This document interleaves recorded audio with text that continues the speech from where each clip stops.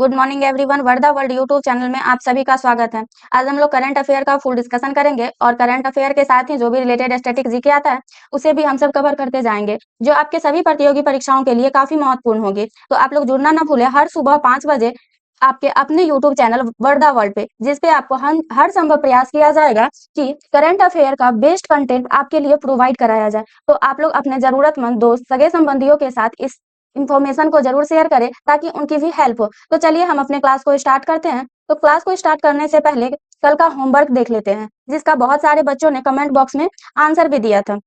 तो आप लोग ऐसा ही कमेंट बॉक्स में अपना आंसर देते रहे और अपनी तैयारी को बूस्ट करते रहे। तो चलिए कल का क्वेश्चन क्या है। 2026 में विश्व बैडमिंटन चैंपियनशिप की मेजबानी कौन सा देश करेगा, जिसका आंसर हो जाएगा भारत। जिन बच्चों ने आंसर नहीं दिया वो बच्चे आंसर याद कर लेंगे, इसका आंसर हो जाएगा भारत। ठीक है, तो चलिए हम अपने क्लास की ओर चलते हैं और आज का क्वेश्चन देखते हैं। तो आज का हमारा पहला क्वेश्चन है, हाल ही में हुए यूएस ओपन 2025 पुरुष एकल खिताब किसने जीता है, जिसमें ऑप्शन है कार्लोस अल्कराज, यानिक सिनेर, होल्गर रूनेर और अंद्रे रूबलेव। ठीक है, तो इसका आंसर हो जाएगा Carlos Alcaraz, option number A.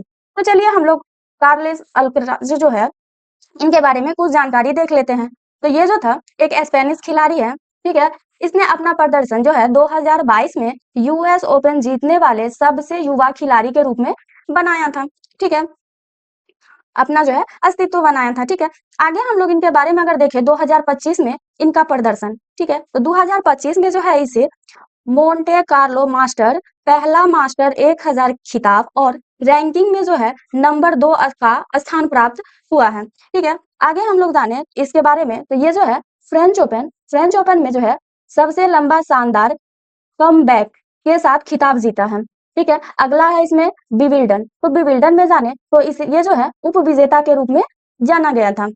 ठीक है, उसके बाद यूएस ओपन हुआ और यूएस ओपन में जो है दूसरा यूएस ओपन में खिताब जीता, जो कि छठा ग्रैंड सैलम और रैंकिंग में वापसी वर्ल्ड नंबर 1 स्थान प्राप्त किया है। ठीक है, इसे याद रखेंगे क्या है, दूसरे यूएस ओपन में जो है खिताब जीत और छठा ग्रैंड सैलम और रैंकिंग में जो है वापसी वर्ल्ड नंबर 1 स्थान प्राप्त किया है। ठीक है, चलिए आगे हम लोग जो है यूएस ओपन के बारे में जान लेते हैं, क्योंकि ये जो है ये यूएस ओपन के बारे में काफी चर्चाएं हो रही हैं। तो यूएस ओपन के बारे में अगर जाने तो ये जो है एक प्रकार का टेनिस टूर्नामेंट होता है, जो कि 4 प्रकार के होते हैं। ठीक है, कितने प्रकार के होते हैं, 4 प्रकार के होते हैं, जिसमें कौन कौन से होते हैं, ऑस्ट्रेलियन ओपन, फ्रेंच ओपन और विंबलडन ओपन होते हैं। ठीक है, और ऑस्ट्रेलियन ओपन, सॉरी यहाँ टाइपिंग मिस्टेक है और हो जाएगा ऑस्ट्रेलियन ओपन। ठीक है, आगे हम लोग जाने इसमें तो इसका जो है आयोजन कहाँ किया गया था। तो इसका आयोजन जो है हर साल न्यूयॉर्क शहर के फॉल्सिंग मीडोज स्थित यूएसटीए विलिन जिनकिंग नेशनल टेनिस सेंटर में इसका आयोजन हर साल किया जाता है। ठीक है, आगे हम लोग अगर इसके समय की बात करें तो ये जो है किस से किस महीने तक इसका आयोजन किया जाता है। तो इसकी शुरुआत जो है अगस्त में किया जाता है और इसका अंत जो है सितंबर में होता है। ठीक है, आगे हम लोग इसमें जाने इस खेल के बारे में। तो ये खेल जो है हार्ड कोर्ट पे खेला जाता है। ये एक पहला खेल है जो कि हार्ड कोर्ट पे खेला जाता है। ठीक है, इसमें क्वेश्चन आ सकता है कि ये टेनिस जो है वो किस सतह पे खेला जाता है। तो ये जो है हार्ड कोर्ट पे खेला जाता है, जिसकी शुरुआत जो है वर्ष 1881 में किया गया था। ठीक है, यह पहला ग्रैंड सैलम था जिसने नाइट मैचेस शुरू किया था। ठीक है, इससे पहले जो था कोई भी नाइट मैच नहीं होता था। ठीक है, आगे हम लोग बढ़ते हैं और जानते हैं अगले क्वेश्चन के बारे में। तो अगला क्वेश्चन हमारा क्या है, हाल ही में हुए इंडिया मेडटेक एक्सपो 2025 का उद्घाटन किसने किया है, जिसमें ऑप्शन है गृह मंत्री, केंद्रीय मंत्री, वाणिज्य मंत्री और रक्षा मंत्री। तो इसका आंसर हो जाएगा केंद्रीय मंत्री, ऑप्शन नंबर बी। तो चलिए हम लोग इसके बारे में जो कुछ जान लेते हैं मेडटेक के बारे में। तो इसका आयोजन जो है मेडटेक, इसका आयोजन दूसरी बार किया गया है। कितनी बार किया गया है, तो दूसरी बार इसका आयोजन किया गया है, जो कि 4 से लेकर 6 सितंबर 2025 तक नई दिल्ली में हुआ है। ठीक है, जिसका थीम की अगर बात करें तो इसका थीम था Indian global medtech manufacturing hub. ठीक है, इसका जो था थीम था, आप लोग याद रखेंगे इसका थीम क्या था। तो क्या था, India global med tech manufacturing hub है, ठीक है। ये जो है प्रिसाइज इंजीनियरिंग येट एफोर्डेबल है, ठीक है।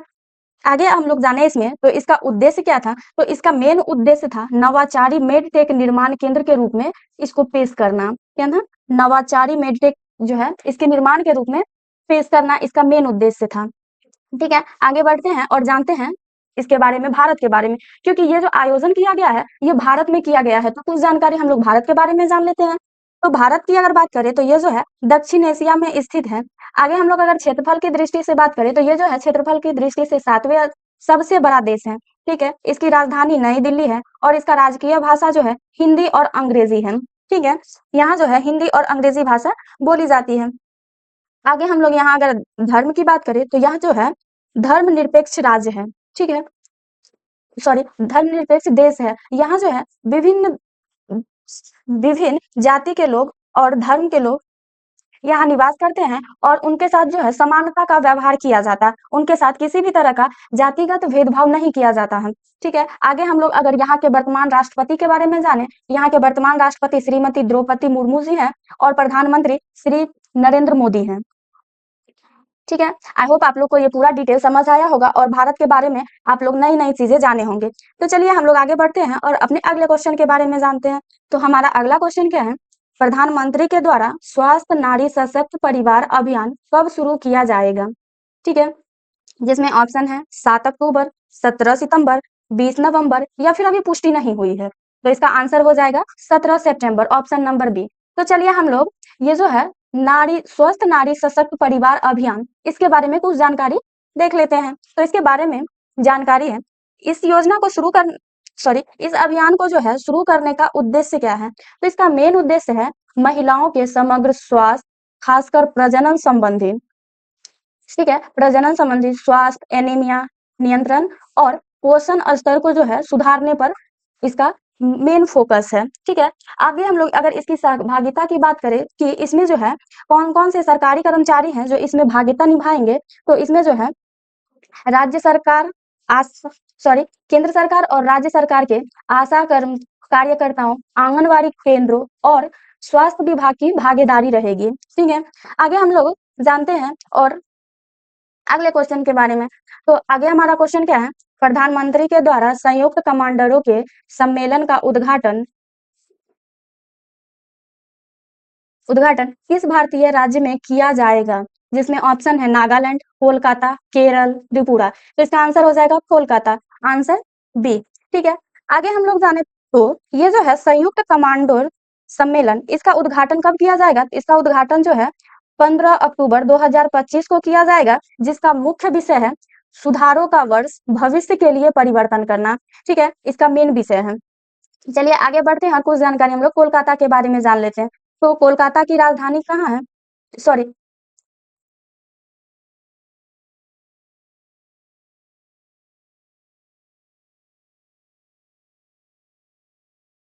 सॉरी पश्चिम बंगाल की राजधानी कहाँ है, तो कोलकाता है, जो पूर्वी भारत का सबसे बड़ा शहर है। ये कोलकाता जो है पूर्वी भारत का सबसे बड़ा शहर है, जो कि कोलकाता को पहले कलकत्ता भी कहा जाता था। यानी हम लोग जाने कि ये जो कोलकाता है इसका पुराना नाम क्या है, कलकत्ता है, ठीक है।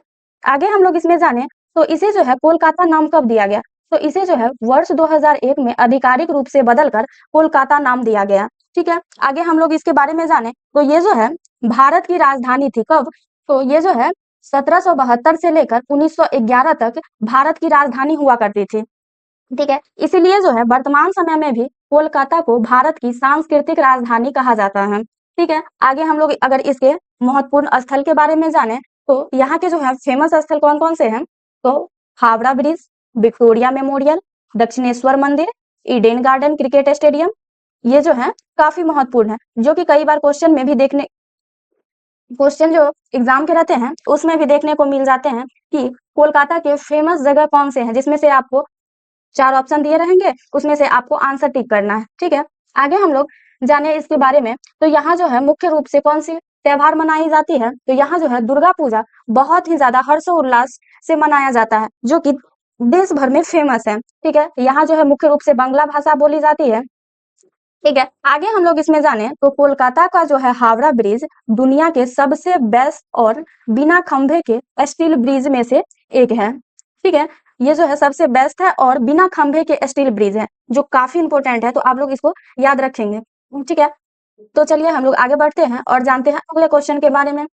तो हमारा अगला क्वेश्चन क्या है? तो अगला क्वेश्चन है, हाल ही में किस भारतीय कैबिनेट ने AIIB के सहयोग से चल रही शहरी सड़क परियोजना की मंजूरी दी है? जिसमें ऑप्शन है मणिपुर, आंध्र प्रदेश, मध्य प्रदेश, तमिलनाडु। तो इसका आंसर हो जाएगा Manipur, option number A.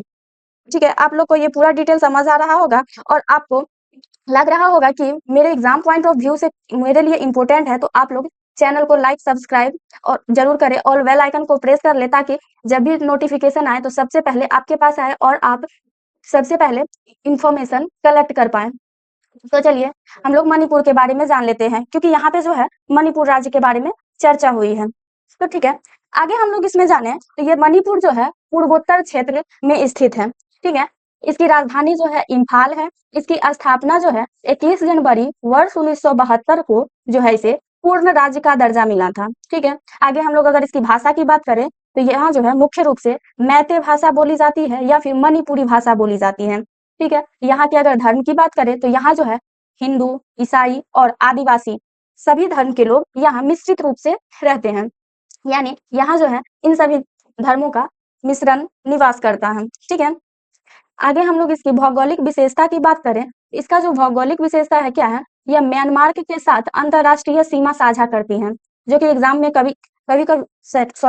Exam में कई बार आता है कि कौन सा राज्य कौन से देश के साथ अंतरराष्ट्रीय सीमा साझा करता है या फिर राष्ट्रीय सीमा साझा करता है। तो आप लोग याद रखेंगे कि मणिपुर जो है म्यांमार के साथ अंतरराष्ट्रीय सीमा साझा करता है। ठीक है, आगे हम लोग इसके बारे में जाने तो यहाँ का जो है नृत्य मणिपुरी है या फिर याओसांग है। ठीक है, आगे हम लोग मणिपुर में स्थित लोकटक झील के बारे में जाने तो ये जो झील है भारत का एकमात्र तैरता हुआ झील है। ठीक है, यह जो है भारत का एकमात्र तैरती हुई झील है। तो ये भी question exam point of view से काफी इंपॉर्टेंट है कि भारत का कौन सा ऐसा झील है जो तैरती रहती है। ठीक है, तो कौन सा है? लोकटक झील। तो चलिए आगे हम लोग जानते हैं मणिपुर के बारे में। और तो मणिपुर की अगर वर्तमान राजनीतिक व्यवस्था देखें तो यहाँ जो है मुख्यमंत्री वर्तमान में कोई नहीं है और राज्यपाल यहाँ के वर्तमान में अनुसुईया उइके हैं। यहाँ टोटल विधानसभा सीट जो है 60 है, राज्यसभा सीट 1 है और लोकसभा सीट जो है 2 है। नोट करने लायक पॉइंट है, वर्तमान में जो है मणिपुर में राष्ट्रपति शासन लागू है। कौन से शासन लागू है? तो यहाँ जो वर्तमान में मणिपुर में जो है राष्ट्रपति शासन लागू है, जो कि हाल ही में 6 महीने के लिए बढ़ा दिया गया है। ठीक है, आगे चलिए और जानते हैं अपने अगले क्वेश्चन के बारे में। तो हमारा अगला क्वेश्चन क्या है? हाल ही में हुए जन रक्षक शिविर का उद्घाटन किस भारतीय राज्य में किया गया है? जिसमें ऑप्शन है गुजरात, पंजाब, हरियाणा और नन ऑफ दिस। तो इसका आंसर हो जाएगा गुजरात, ऑप्शन नंबर ए। तो यहाँ पे जो है जन रक्षक शिविर का चर्चा हुआ है, तो चलिए कुछ जानकारी हम लोग जन रक्षक शिविर के बारे में जान लेते हैं। तो ये जो है जन रक्षक शिविर, इसकी शुरुआत 31 अगस्त 2025 से किया गया है। ठीक है, जो कि गुजरात के गांधीनगर में इसका शुरुआत हुआ है। इसमें मुख्य उद्घाटनकर्ता के रूप में अमित शाह शामिल थे और इसमें इसका उद्देश्य जो था, इसका मेन उद्देश्य था डायल 112 जननाशक प्रोजेक्ट, जन रक्षक प्रोजेक्ट। ठीक है, का शुभारंभ करना, जिसमें जो है 500 वाहनों को हरी झंडी मिली है। ठीक है, इसमें जो है सुरक्षा के लिए 112 नंबर डायल करने के बाद जो है यहाँ सुरक्षा कर्मी पहुंचेंगे और सुरक्षा दी जाएगी। ये जो है किस शहर में हुआ है? तो गुजरात में। तो चलिए कुछ जानकारी हम लोग गुजरात के बारे में जान लेते हैं। तो गुजरात के बारे में जाने तो गुजरात जो है भारत के पश्चिमी भाग में स्थित है। ठीक है, ये जो है पश्चिमी भाग में स्थित है। इसकी राजधानी गांधीनगर है और इसका सबसे बड़ा शहर जो है अहमदाबाद है। क्या है? अहमदाबाद। आगे हम लोग चलते हैं और जानते हैं इसके पर्यटन स्थल के बारे में। ठीक है, यानी यहाँ का जो है फेमस जो स्पेस जो है वो कौन कौन सा है? तो फेमस जो जगह है वो कौन सा है? गिर नेशनल पार्क। ठीक है, कई बार क्वेश्चन में आता है कि गिर नेशनल पार्क जो है किस राज्य में स्थित है? तो ये जो है गुजरात में स्थित है। यह जो नेशनल पार्क है ये एशियाटिक शेरों के लिए काफी प्रसिद्ध है। ठीक है, इसके बाद ये जो है statue of unity, Saputara hill station, ये सब और सोमनाथ मंदिर, ये सब जो है गुजरात के काफी फेमस स्थल में से आते हैं, जिसे आप लोग याद रखेंगे। आगे हम लोग अगर यहाँ के राजनीतिक व्यवस्था के बारे में जाने तो यहाँ के वर्तमान मुख्यमंत्री कौन है? तो यहाँ के वर्तमान मुख्यमंत्री भूपेंद्र रजनीकांत पटेल हैं। ठीक है, तो इसे याद रखिएगा। जो वर्तमान में गुजरात के मुख्यमंत्री कौन है? भूपेंद्र रजनीकांत पटेल हैं। और वर्तमान राज्यपाल जो है आचार्य देवव्रत जी हैं। ठीक है, यहाँ टोटल विधानसभा सीट 182, राज्यसभा सीट 11 और लोकसभा सीट जो है 26 है। ठीक है, आई होप आप लोग को ये पूरा डिटेल समझ आया होगा, तो आप लोग लाइक जरूर करें। तो चलिए हम लोग आगे बढ़ते हैं और जानते हैं अपने अगले क्वेश्चन के बारे में। तो हमारा अगला क्वेश्चन क्या है? प्रदर्शन के दौरान हाल ही में किस देश के प्रधानमंत्री और राष्ट्रपति ने अपने पद से इस्तीफा दे दिया है? जिसमें ऑप्शन है नेपाल, यूनाइटेड किंगडम, इजराइल और ऑस्ट्रेलिया। तो इसका आंसर हो जाएगा Nepal, option number A. Nepal में जो है भयानक प्रदर्शन के दौरान जो है नेपाल के प्रधानमंत्री और नेपाल के राष्ट्रपति दोनों ने ही अपने पद से इस्तीफा दे दिए एक ही दिन के भीतर। पहले प्रधानमंत्री ने अपने पद से इस्तीफा दिए और राष्ट्रपति ने उसका मंजूरी किया और उसके बाद राष्ट्रपति ने अपने पद से इस्तीफा दे दिए। ठीक है, ऐसा उसने उन्होंने क्यों किया? क्योंकि वहां जो है नेपाल में जो है 26 सोशल मीडिया को बैन कर दिया गया, जिसमें युवाओं में कई बहुत ही ज्यादा आक्रामक रूप ले लिया और उन्होंने जमकर प्रदर्शन किया, जिसमें कई सारे लोग मारे गए और कई सारे राजनीतिक नेता भी इसका शिकार हुए। ठीक है, और उसका भयानक रूप को देखते हुए प्रधानमंत्री और राष्ट्रपति ने अपने पद से इस्तीफा दे दिया। नेपाल के वर्तमान प्रधानमंत्री थे के.पी. शर्मा ओली जी और राष्ट्रपति के रूप में थे रामचंद्र पौडेल। ये जो थे दोनों ने अपने पद से इस्तीफा दे दिए। ठीक है, यहाँ पे जो है नेपाल की चर्चा हुई है, तो चलिए कुछ जानकारी हम लोग नेपाल के बारे में जान लेते हैं। तो नेपाल के बारे में जाने तो नेपाल जो है दक्षिण एशिया में एक लैंड लॉक मीवद्ध देश है। सॉरी, ठीक है।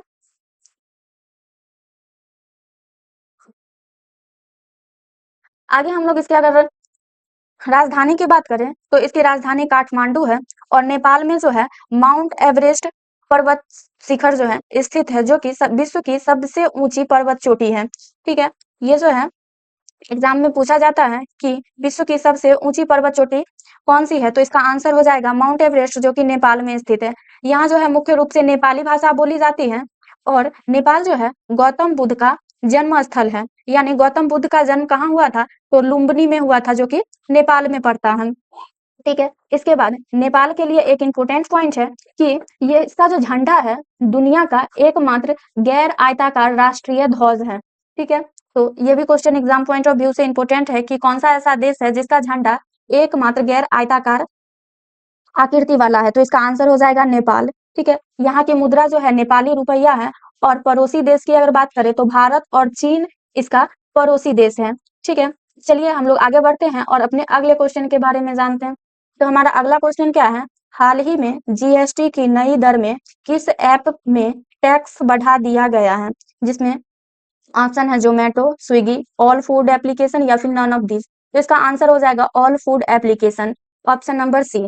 तो चलिए हम लोग कुछ जानकारी इसके बारे में जान लेते हैं। तो इसके बारे में जाने तो ये जो है जीएसटी जो है ये परिषद ने फूड डिलीवरी प्लेटफॉर्म पर टोटल 80% जीएसटी लगाने का फैसला लिया है, जो कि 22 सितंबर 2025 से लागू कर दिया जाएगा, जो कि नई नीति जीएसटी 2.0 के तहत किया जाएगा। यहाँ पे जो है जीएसटी का चर्चा हुआ है, तो चलिए कुछ जानकारी हम लोग जीएसटी के बारे में जान लेते हैं। तो जीएसटी का फुल फॉर्म होता है गुड्स एंड सर्विस टैक्स, इसका फुल फॉर्म होता है, जिसकी शुरुआत जो है भारत में 1 जुलाई 2017 से किया गया था, जो कि संविधान के 101वां संशोधन अधिनियम 2016 के माध्यम से लागू किया गया था। ठीक है, ये जो है 101वां संशोधन जो था संविधान का, उसके तहत इसको लागू किया गया था। ठीक है, आगे हम लोग अगर जीएसटी की दर की बात करें तो जीएसटी दर कितना परसेंट था? तो इसमें था 0%, 5%, 12%, 18% एंड 28%। तो चलिए हम लोग इसके बारे में डिटेल से समझते हैं। तो 0% जो था ये किस पे लगाया गया? तो ये जो है आवश्यक वस्तुएं जैसे अनाज, सब्जियां, दवा और कुछ किस्में पर लगाई गई थी। 5% जो था रोजमर्रा की जरूरत की चीजें जैसे चीनी, वो और चाय और कपड़े जो थे, इन सभी पर 5% जीएसटी दर लगाया गया था और 12% जो था मध्याह्न श्रेणी की जो वस्तुएं थी, जैसे घरेलू उपकरण, मोबाइल फोन, ये सब चीजों पे जो था 12% जीएसटी लगाया गया। ठीक है, इसके बाद हमारा क्या है 18%। 18% जो था सामान्य उपभोक्ता वस्तुएं और सेवाओं पर लगाया गया। ठीक है, जो कि इलेक्ट्रॉनिक सामग्री और सेवाओं पर लागू किया गया। ठीक है, आगे हम लोग जानते हैं जो 28% के बारे में। तो 28% जीएसटी जो है ये लग्जरी और हानिकारक वस्तुओं पर लगाया गया, जिसमें जो आती है लग्जरी में जो है बड़ी-बड़ी गाड़ियां जैसे बीएमडब्ल्यू, मर्सिडीज या फिर जो भी गाड़ियां की ब्रांड थी उसके ऊपर लगाई गई। और हानिकारक में से तंबाकू यानी हानिकारक जो मानव के लिए हानिकारक होते हैं, उन सभी चीजें पर जो है 28% जीएसटी की दर लागू किया गया। आगे हम लोग जानते हैं इसके बारे में, जो जीएसटी जब लागू किया गया था, उस समय भारत के प्रधानमंत्री और राष्ट्रपति के रूप में कौन थे? तो प्रधानमंत्री के रूप में श्री नरेंद्र मोदी और राष्ट्रपति के रूप में प्रणब मुखर्जी जी अपने पदभार को संभाले हुए थे। ठीक है, चलिए हम लोग आगे बढ़ते हैं और जानते हैं अगले क्वेश्चन के बारे में। तो हमारा अगला क्वेश्चन क्या है, फीडे ग्रैंड स्विस शतरंज में महिला चैंपियनशिप का आयोजन कब से कब तक हुआ है? तो जिसमें ऑप्शन है 3 सितंबर से 16 सितंबर 2025, 2 सितंबर से लेकर 16 सितंबर 2025 और तीसरा है 4 अक्टूबर से लेकर 20 अक्टूबर 2025 और चौथा है नन ऑफ दीज। तो इसका आंसर हो जाएगा 2 सितंबर से लेकर 16 सितंबर 2025 यानी ऑप्शन नंबर बी। तो चलिए हम लोग कुछ जानकारी फिडे स्विस शतरंज के बारे में जान लेते हैं। ठीक है, तो फिडे स्विस शतरंज जो था इसके बारे में जाने उससे पहले हम लोग फिडे के बारे में जान लेते हैं। तो फिडे का फुल फॉर्म होता है फेडरेशन इंटरनेशनल डाइस चेस, इसका फुल फॉर्म होता है। ठीक है, यह जो है फिडे ग्रैंड स्विस का एक प्रथम शतरंज टूर्नामेंट है, जिसकी स्थापना जो है 20 जुलाई वर्ष 1924 में पेरिस में किया गया था, जो कि फ्रांस की राजधानी है। ठीक है, आगे हम लोग इसके आयोजन की बात करें तो इसका आयोजन जो है पहली बार फिडे ग्रैंड स्विस 2019 में किया गया था। ठीक है, कब किया गया था? पहली बार फीडे ग्रैंड स्विस 2019 में किया गया था। चलिए उसके बाद हम लोग 2025 के फीडे के बारे में जाने। तो इसका जो है आयोजन सिल्क रोड एक्सपो समरकंद में किया जा रहा है। ठीक है, जो कि ओपन ग्रैंड स्विस 3 सितंबर से लेकर 16 सितंबर 2025 तक है और वुमेन ग्रैंड स्विस जो है ये 2 सितंबर से लेकर 16 सितंबर तक आयोजित किया गया है। तो चलिए आप लोग को ये पूरा जानकारी समझ आया होगा, तो आप लोग लाइक जरूर करें और शेयर अपने दोस्तों के साथ ज्यादा से ज्यादा शेयर करें।